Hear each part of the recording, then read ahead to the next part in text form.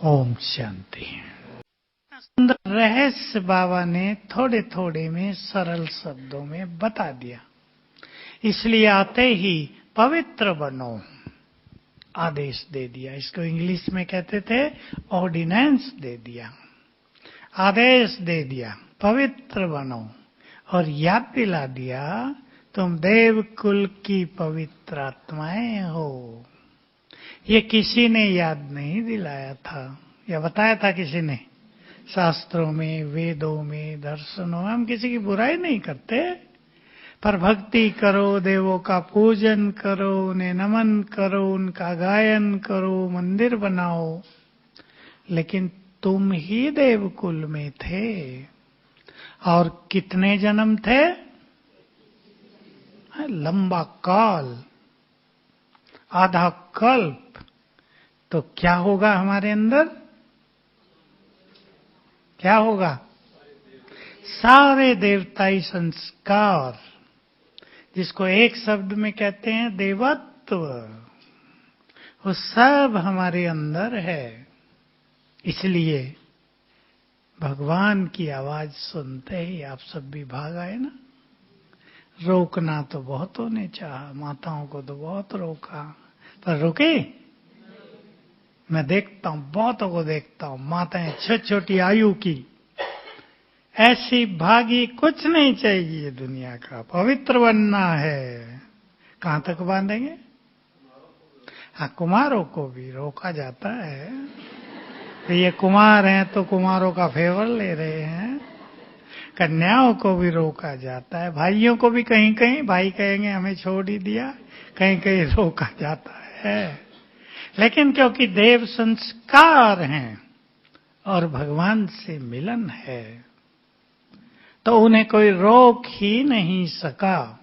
सिंध में जब बाबा ने शुरू किया, मैं सोचा करता हूं क्या हुआ, तो मुझे याद आती है भागवत की एक बात कि श्री कृष्ण ने बांसुरी बजाई और गोपियों को उस बांसुरी से आवाज सुनाई दी, आ जाओ। कोई रोक नहीं सका। और देखो वंडरफुल बात लिखी है। इस बात को हम सभी समझ सकते हैं कि 6 मास तक महारास चलती रही, महारास।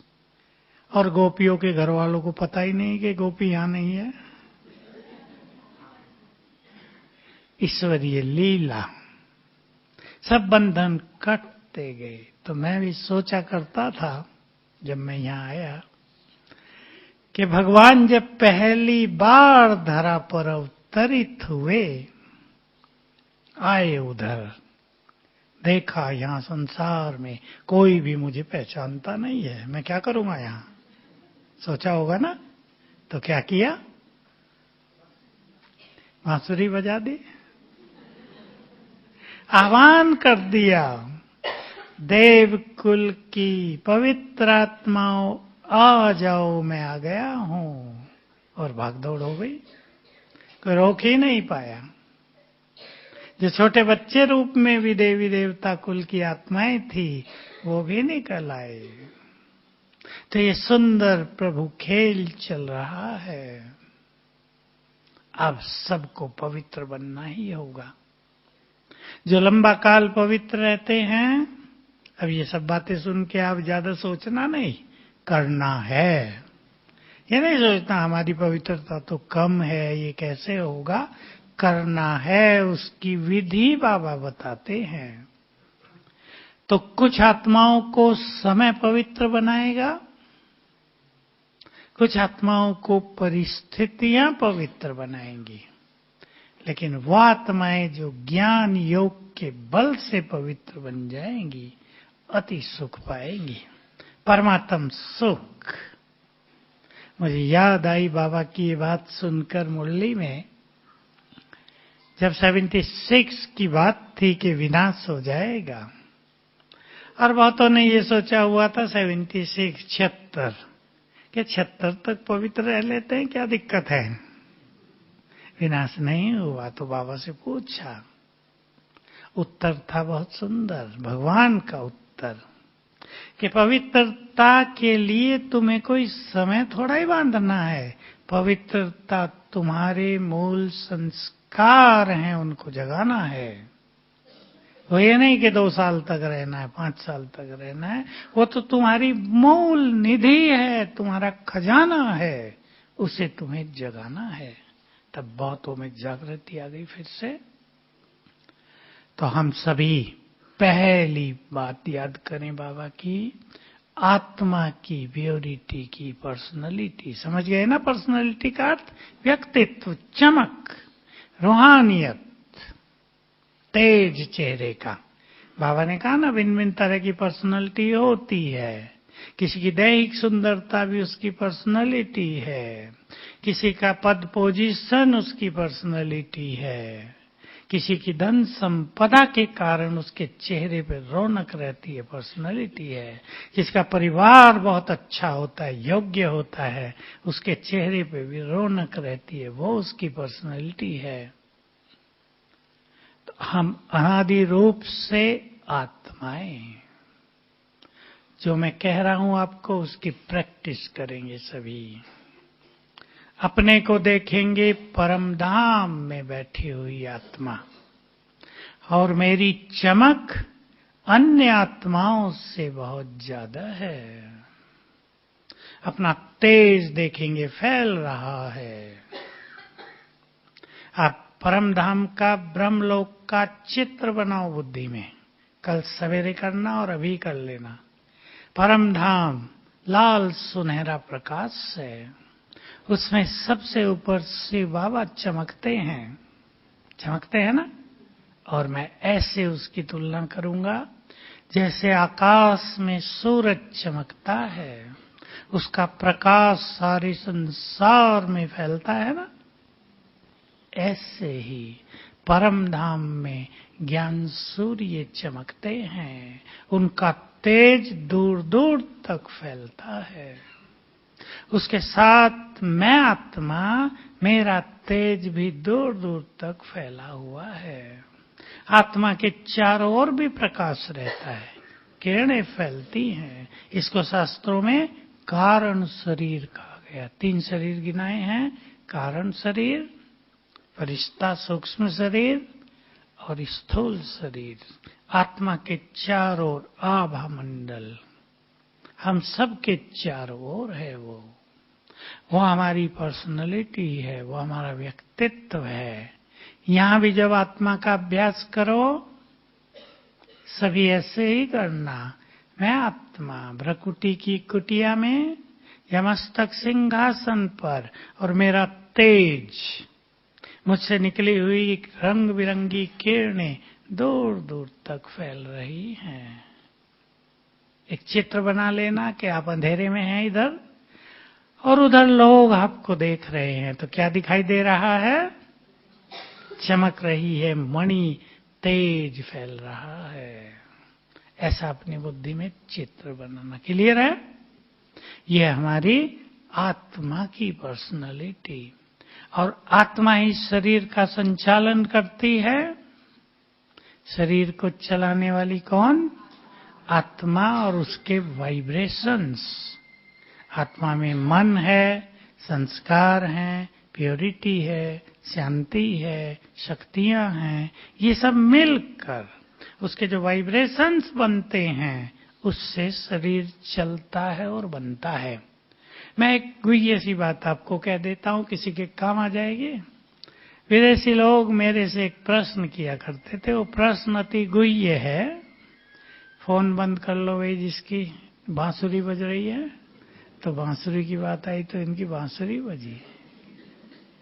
तो पूछा करते थे इंग्लिश में, हु डिजाइन द ब्रेन, यानी जो ब्रेन है इसको कौन डिजाइन करता है, इस शरीर को कौन डिजाइन करता है, कौन आकार देता है, इसके दांत कैसे, कान कैसे, नाक कैसी, आंखें कैसी, मस्तक कैसा, भुएं कैसी, सब अलग अलग है ना, हर आत्मा का अलग अलग।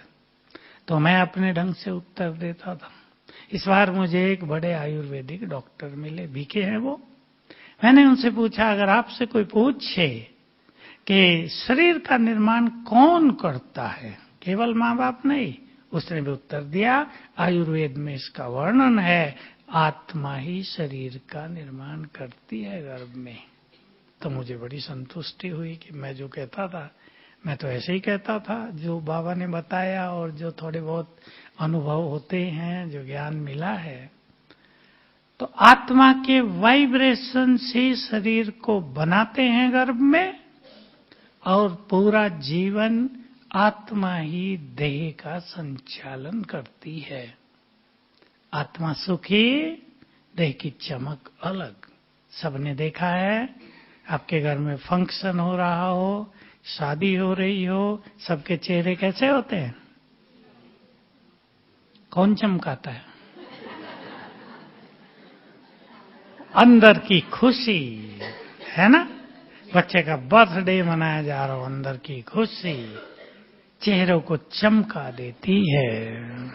पहले थोड़ा ही थे ये साधन जो आजकल है, क्या कहते हैं, कॉस्मेटिक, ये सब कहाँ थे पहले। चेहरों की चमक ही अलग थी, जिसको बाबा कहते हैं सतयुग में तुम देवताओं की नेचुरल ब्यूटी थी, कुछ लगाना ही नहीं पड़ता था, क्योंकि आत्मा ही अति प्रसन्न थी, आनंदित थी, बहुत पवित्र थी। तो अपने आत्मिक स्वरूप का सभी ऐसे अभ्यास करना, आज सोते हुए भी कर लेना और कल उठते ही। ये नहीं कि बाबा के रूम में बैठ के करना है, आंख खुली, अभ्यास प्रारंभ। अच्छे अनुभव जिसको करने हैं जीवन में, वो ये प्रैक्टिस करेंगे। कई लोग क्या सोचते हैं, आंख खुली, तैयार हो जाओ, नहा धो लो, चाय पी लो, फिर योग करेंगे। अब आधा घंटा इसमें लगा दिया, आधे घंटे में कितने संकल्प चल गए? चलेंगे या नहीं चलेंगे? बहुत चल गए। इसलिए योग का सुख नहीं मिलता आंख खुलते ही। पहले बाबा गुड मॉर्निंग, फिर दूसरा अभ्यास कर लेना, मैं आत्मा परम धाम से इस देह में अवतरित हुई, फिर आत्मा बन जाओ। अगर आप पहले 1 मिनट के संकल्पों को कंट्रोल कर दें तो बहुत मजा आएगा जिंदगी में। बहन माताओं को जगह बना के दो, बैठा दो, इधर लेट आने वाले आ गया हो, लास्ट सो फास्ट। तो सवेरे के ध्यान देंगे सभी, उन्हें बैठने दो, मेरी तरफ देखो। सवेरे के पहले मिनट के संकल्पों को ठीक कर लेना है, बहुत इंपॉर्टेंट चीज है। पहले मिनट में अगर संकल्प बिखर गए तो फिर वो बिखर जाएंगे, फिर उनको कंट्रोल करने के लिए मुश्किलात होगी। पहला मिनट पसंद है आत्मा का चिंतन, और इसका तरीका यही है कि हम स्वयं को बहुत अच्छे संकल्प दें। आप कुछ भी नहीं जानते, एक चीज तो सब जानते हैं। मैं बहुत सुनाता हूं क्लास में, जब से सुनी है मुरली में, सवेरे उठकर स्वमानों की माला सिमरण करो। यहां करना, कल से ही सोने समय भी करना, क्योंकि जो संकल्प हम सोते समय करेंगे, उठते ही वो स्वतः ही आने लगेंगे। बहुत सुंदर चीज है ये। आजकल युग बदल गया है, मोबाइल युग आ गया है, तो बहुत लोग सोते सोते भी मोबाइल देखते रहते हैं, क्या क्या आ रहा है, तो उठते ही खेल बिगड़ गया। मोबाइल नहीं था तो कुछ और कल्चर थी, वो सुंदर कल्चर थी। ये भी सुंदर है, फायदे बहुत हो गए, लेकिन अगर इसका मिसयूज किया जाता है तो ये श्राप है जीवन के लिए। तो सभी स्वमानों की माला सिमरण करेंगे और सवेरे उठकर। दूसरी हमारी पर्सनालिटी है, दूसरी कौन सी जानते हैं आप सभी? आपकी तो है, बोलो मुरली से। देवताओं की आदि स्वरूप। बाबा ने तो बहुत अच्छा उदाहरण दिया। देवताओं के चित्र देखो, पत्थर की मूर्तियों में भी रौनक, बनाने वालों ने भी रौनक भर दी। हम जाते हैं कहीं कहीं देवियों के मंदिरों में, ले जाते हैं लोग, कहीं कहीं तो इतनी भव्य मूर्ति कि देखते ही रह जाओ कि ये आर्टिस्ट को, इन चित्रकारों को कैसे पता है कि ये इतने दिव्य आत्माएं थी।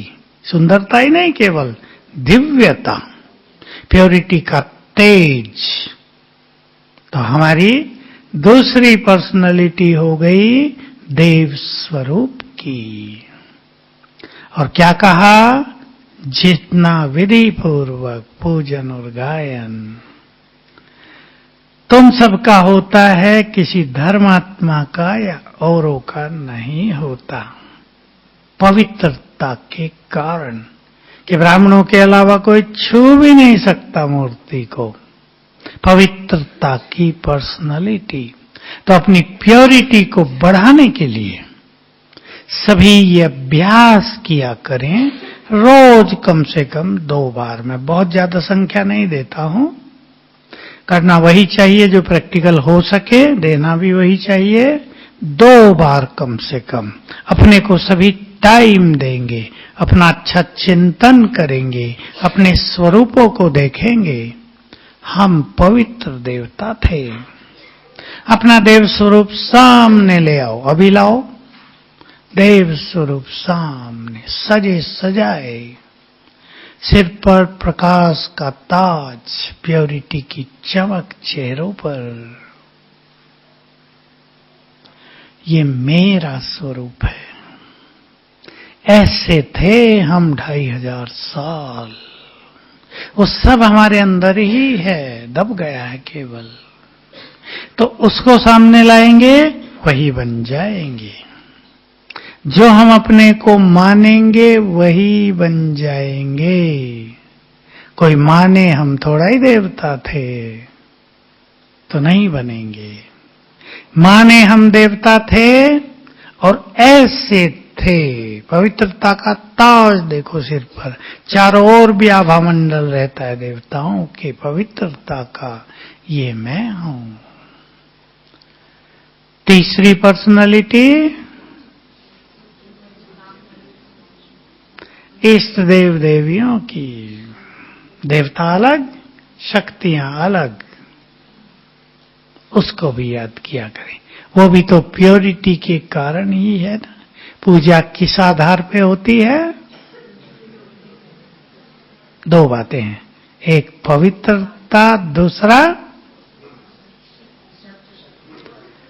दूसरा भगवान के कार्यों में मददगार जो बने हैं। बाबा की मुरलियों से ही तो है।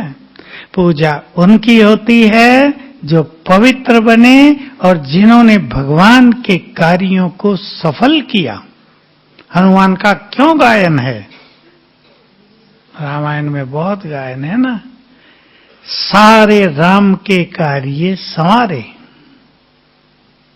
राम और लक्ष्मण नागफांस में फांस दिए गए मेघनाथ ने, वो बिना किसी से पूछे गरुड़ के पास पहुंच गए कि आप ही बचा सकते हो, जल्दी चलो, और ले आए। किसी को पता न था क्या करें अब। संजीवनी बूटी हो या और बहुत सारी चीजें, राम के कार्यों को सफल किया। हम भी भगवान के कार्यों को सफल करते हैं और हनुमान की भी पवित्रता प्रसिद्ध है, तो इसलिए पूजन होता है। तो हमारी ये तीसरी भी प्योरिटी की पर्सनालिटी है। चौथा कहा ब्राह्मण। तुम इतने पवित्र बने, इतने महान कार्य किए कि 2 युग ब्राह्मणों का ही महत्व हो गया। तो अपने इस महत्व को सभी समझेंगे और बहुत ध्यान देंगे बाबा की एक बात पर। कल तो था सत्यता और स्वच्छता, प्योरिटी, परसों प्योरिटी की ये परिभाषा दी, लेकिन इसको सरल कर दिया कि अगर व्यर्थ संकल्प बहुत चलते हैं तो ये भी अपवित्रता है। चाहे वो ईर्ष्या के कारण चलते हों, चाहे पर चिंतन के कारण चलते हों, चाहे तेरे मेरे के कारण चलते हों, चाहे दूसरों को आगे बढ़ता देखकर परेशानी होती हो तब चलते हों। बहुत कारण है ना व्यर्थ संकल्पों के। तो क्या होता है, बहुत ध्यान देने की बात है कि कोई व्यक्ति प्योरिटी भी बहुत अच्छे अपना ले, कोई व्यक्ति त्याग भी बहुत अच्छा कर ले। मैं उदाहरण दे रहा हूं, नाम नहीं, बिना नाम के। कई लोग बहुत बड़ा त्याग करके आ गए बाबा के पास, लेकिन त्याग के बाद तपस्वी नहीं बने, इधर उधर देखने में लग गए, कर्मेंद्रियों के रसों में लग गए, प्योरिटी के कारण बहुत बड़ा त्याग कर दिया, घर छोड़ दिया, परिवार छोड़ दिया, लेकिन उसके बाद चेहरे पर प्योरिटी की चमक नहीं आई। क्यों? तपस्या नहीं की, व्यर्थ ज्यादा बढ़ गया। अगर कोई तपस्या न करे तो उसका व्यर्थ तो बढ़ेगा ही, बढ़ेगा नहीं। आए थे क्या करने, करने क्या लगे। ध्यान देना इस बात पर। बाबा के पास हम क्या करने आए हैं, अच्छी तरह इस बात का चिंतन कर लेना। आप माताओं में भी, मैं माताओं की बात कर रहा हूं पहले, आप माताओं में भी पवित्र बनने के लिए कईयों ने काफी संघर्ष पार किया होगा, किया या नहीं? अब एक संघर्ष के बाद जो सुंदर जीवन मिला है उसको और सुंदर बना दो तपस्या के द्वारा। त्याग के बाद यदि तपस्या नहीं होती तो त्याग का तेज भी जीवन में दिखाई नहीं देता, फिर वो त्याग सूखा लगता है। कह एक बहुत अच्छी कार थी हमारे घर में, तो सोने के कितने अच्छे साधन थे, हम तो अलग कमरे में सोते थे, हमारे पास तो खाने पीने का कितना मजा था। अब यहाँ आ गए 10 के बीच में सोना पड़ रहा है, कोई खरांटे ले रहा है। समझ गए ना आगे? तो त्याग सूखापन ले आया, और अगर त्याग के बाद तपस्या हो जाए तो चाहे सूखी रोटी खा रहे हो, आनंद ही आनंद। वो त्याग त्याग लगेगा नहीं, त्याग क्या लगेगा? याद करो बाबा की बातें, बहुत बड़ा भाग्य, बहुत बड़ा भाग्य। जब हम यहां आए तो यज्ञ बहुत साधारण था, 68, 69, जब तक ओम शांति भवन बना यज्ञ साधारण ही था। ओम शांति भवन बना तो फिर रौनक शुरू हुई ज्यादा। तो साधारण था, पार्टियां आती थी, दादी कह देती थी सभी भाई लोग अपने कमरे खाली कर दो, कहीं भी सो जाओ, बाबा के बच्चे आ रहे। हमें खुशी होती थी कि हम एक कमरे में 5 लोग रहते हैं, 10 को मिलेगा अब वो एक कमरा, जमीन पर सुलाएंगे ना, हमारे कारण 10 लोग भगवान से मिलेंगे। हमें ये खुशी थी, हम कहीं भी सो रहे हैं, बरांडों में चारपाई डाली है, किसी ने कहीं डाली है, सो रहे हैं। तो एक भावना रहती थी कि हमारे छोटे से त्याग से, कोई भी दादी को नहीं कहता था हम नहीं खाली करेंगे कमरे, दादी ने कहा सब बाहर।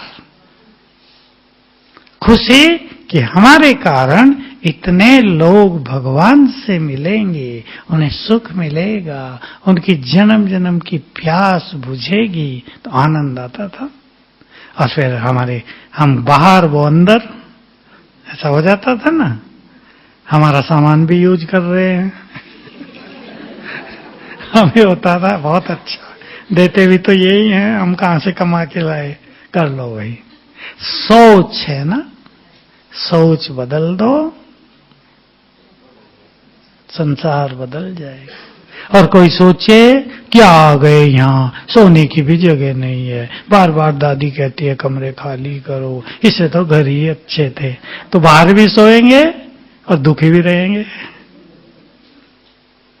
इसलिए सुखी रहना अपने हाथ में, सुखी रहना, खुश रहना, आनंद में रहना, ये सब बातें अगर किसी ने दूसरों के हाथ में डाल दी तो ऐसा मनुष्य कभी खुश नहीं रह सकता।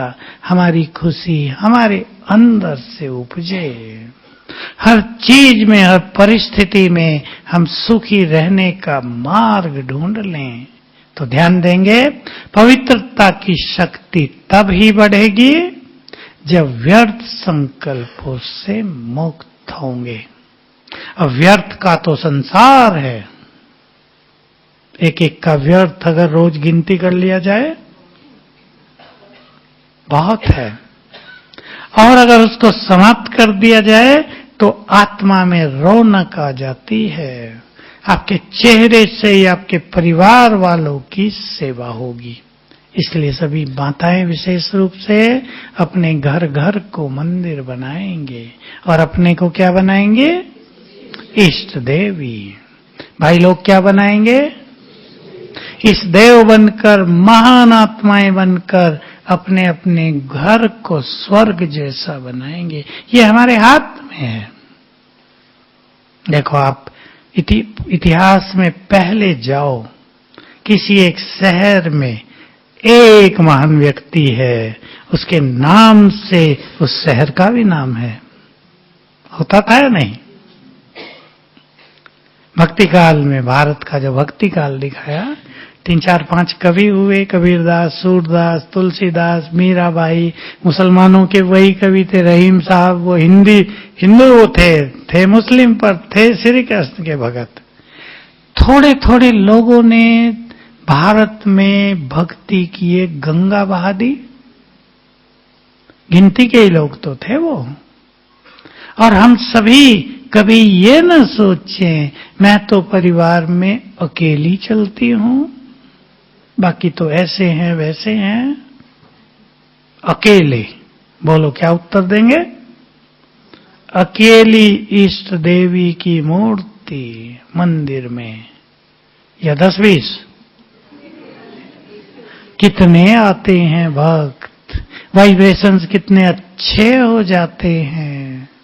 आप अगर इस स्वमान का अभ्यास कर लो, मैं इस घर की इष्ट देवी हूं, और सचमुच इष्ट देवी बन जाओ, तो हो ही नहीं सकता आपके घर के सभी लोग इधर ना आ जाएं।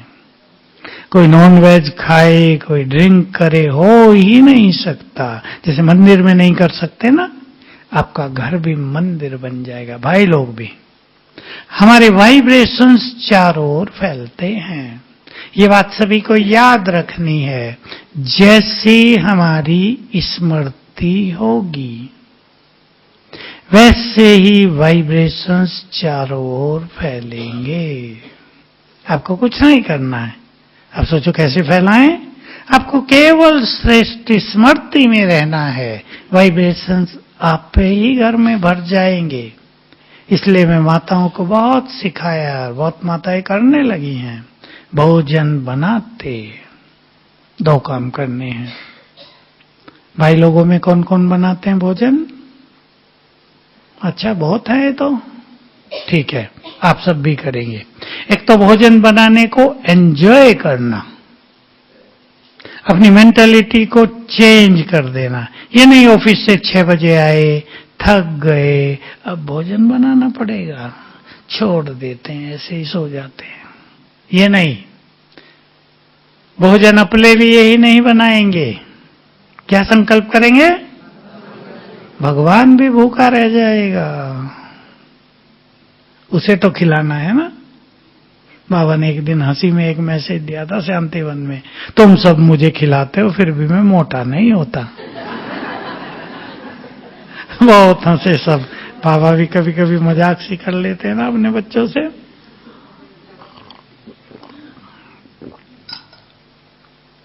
तो भोजन बनाने का आनंद लेना है। पसंद है कुमार जो बैठे हैं?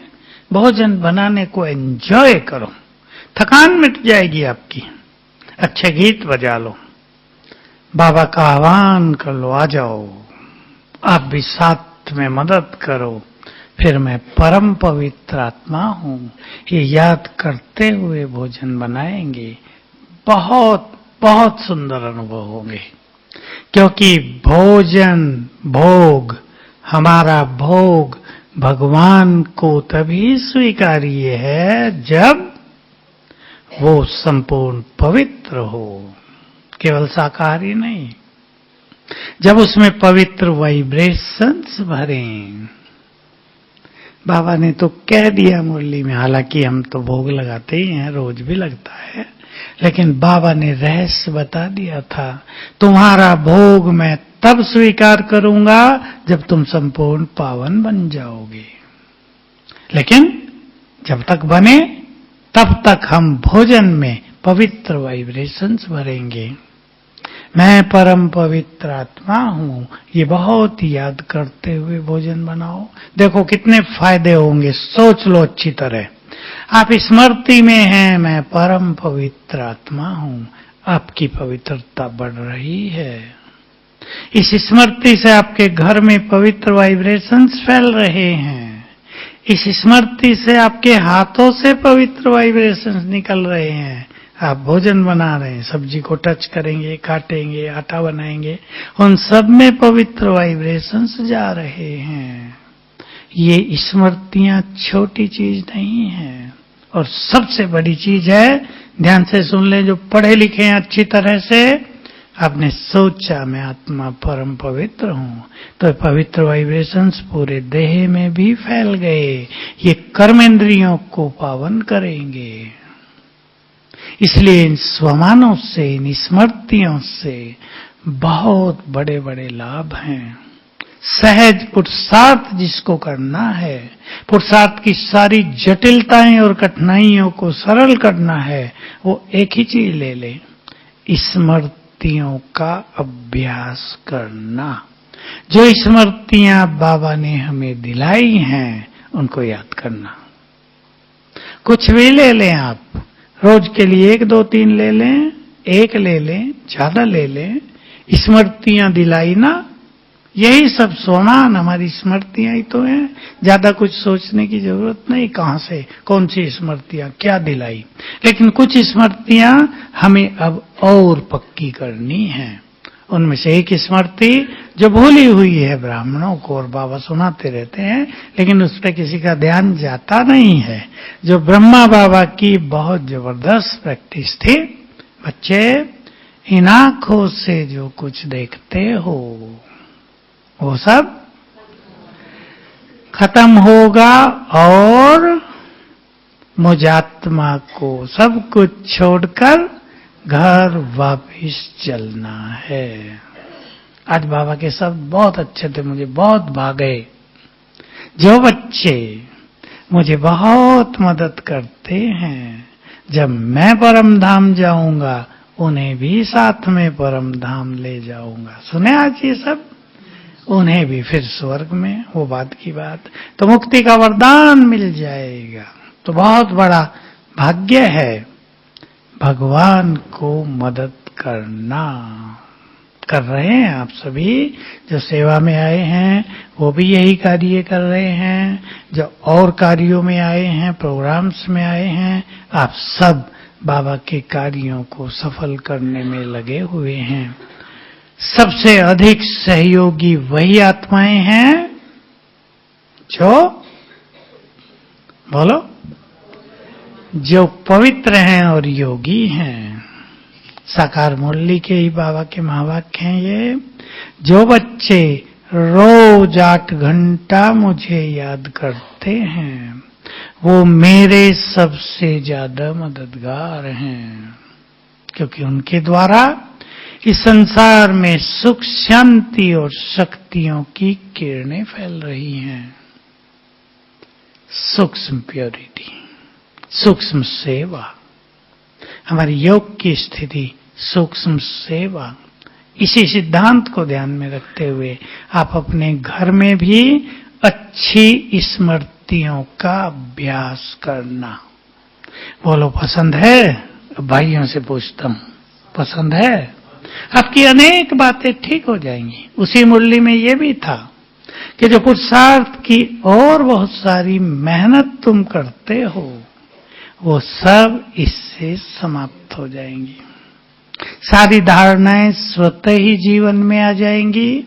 विचार जो इधर उधर बहुत भटकते हैं मन के, वो सब शांत हो जाएंगे।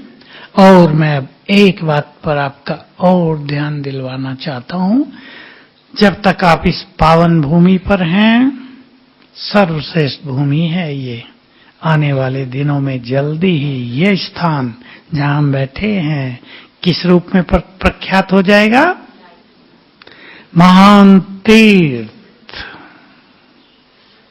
लाइट हाउस माइट हाउस तो हो ही जाएगा, पर महान तीर्थ जहां की मिट्टी को भी मस्तक पर लगाने के लिए लाखों लोग आएंगे। मुझे बाबा के वो शब्द याद रहते हैं, छोटे लाल को याद आ जाएंगे। ये जो पहाड़ियां हैं ये तुम्हारे बेड बन जाएंगे, चांद की चांदनी लाइट बन जाएगी, तुम जो अटैची लाते हो ये तकिए बन जाएंगे। इतनी जय जयकार का समय अब तेजी से आ रहा है। बस समझो पहुंचेगी, पहुंचे, आ गया है हमारे देखते देखते, आपके देखते देखते ही। तो हमें बहुत बड़ी सेवा करनी है। तो ऐसे स्थान पर आप आए हैं, इसका फायदा उठा लेना, सुंदर चिंतन करना, अपने जीवन को सुखी कैसे बनाएं, अपनी स्थिति को महान कैसे बनाएं। जब गीत बजाया इसने बहुत सुंदर, सोचो कौन मिला है, कौन तुम्हारा साथी है।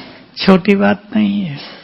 अगर हमें नशा हो जाए, कौन हमें साथ दे रहा है। मुझे एक बात याद आ गई है, उसका भी आपको पता नहीं है, सुन लो। कौन हमें साथ दे रहा है। बाबा एक बार बॉम्बे में गए थे, मुंबई नाम तो पीछे पड़ा, तब बॉम्बे था। तो बहुत सारे मछुआरे भी ज्ञान में आ गए। मोदी जी ने मछुआरों को बुलाया था 15 अगस्त, आज ही तो है ना। 1800 लोगों को बुलाया था, उनमें मछुआरे भी थे। मछुआरे भी ज्ञान में आ गए, गरीब थे। उन्होंने बाबा से कुछ प्रश्न पूछे। उसमें एक प्रश्न था कि बाबा हम तो मछलियां मारते हैं, पकड़ते हैं, हमारा तो बहुत पाप बनता होगा। आप तो पुण्य आत्मा बनाने आए हो, पवित्र बनाने आए हो, हमारे पास तो पैसा भी नहीं, हम तो गरीब हैं। उसका उत्तर तो मैं नहीं दे रहा, पर बाबा ने जो कहा था वो सुन लो। बाबा ने कहा, भगवान को भी कभी कभी नशा चढ़ जाता है ना, लेकिन गरीब बच्चों को देखकर, सब कुछ मेरे हाथ में है, मैं जिसको चाहूं गरीब बनाऊं, जिसको चाहूं साहूकार बनाऊं। अगले शब्द थे, मैं गरीबों को साहूकार बना दूंगा, साहूकारों को गरीब बना दूंगा। जिसके हाथ में सब कुछ है वो हमारा साथी है। और महाभारत में एक चीज दिखाते हैं, वो बहुतों की समझ में नहीं आएगी। किसी कहन जब गीता ज्ञान दे रहे हैं तो गीता ज्ञान को 1-2 मिनट का थोड़ा ही था, 4 घंटे तो लगे होंगे। तो लोग पूछते थे कि तब तक सेनाएं क्या कर रही थी, दुर्योधन तो परेशान हो रहा होगा। तो दिखाया है कि श्री कृष्ण ने समय को रोक दिया था। अभी तर्कों से तो ये बात नहीं समझी जा सकती, पर हमारे साथ वही है जिसके हाथ में सब कुछ है, जो चाहे तो सूरज पूरब की बजाय पश्चिम में उगा दे। उसके हाथ में सब कुछ। चलो इसी नशे से अब योग करेंगे और इसी नशे को साथ लेकर जाना। कौन हमारा साथी है।